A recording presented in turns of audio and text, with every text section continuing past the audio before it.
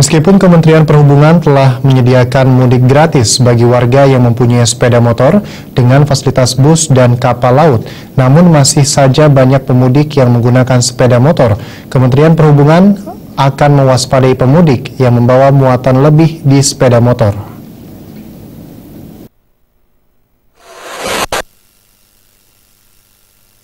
Kementerian Perhubungan menyatakan kesiapannya dalam menghadapi arus mudik. Hal ini terlihat pada posko mudik yang telah disediakan sejak 2 minggu sebelum Lebaran.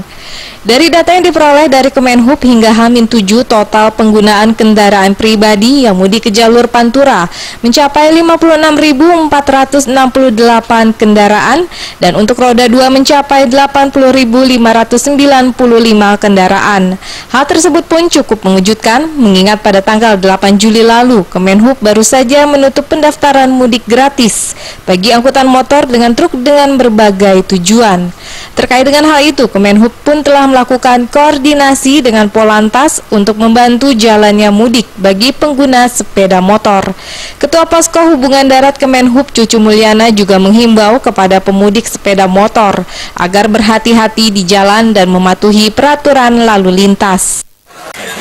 Bagi siapa yang pemudik dengan menggunakan sepeda motor itu diperbolehkan mampir, tapi sekarang menjadi hukumnya itu bagi informasi dari Polantas itu wajib masuk checkpoint. Nah, itu disiapkan fasilitas-fasilitas untuk supaya mengantisipasi kelelahan.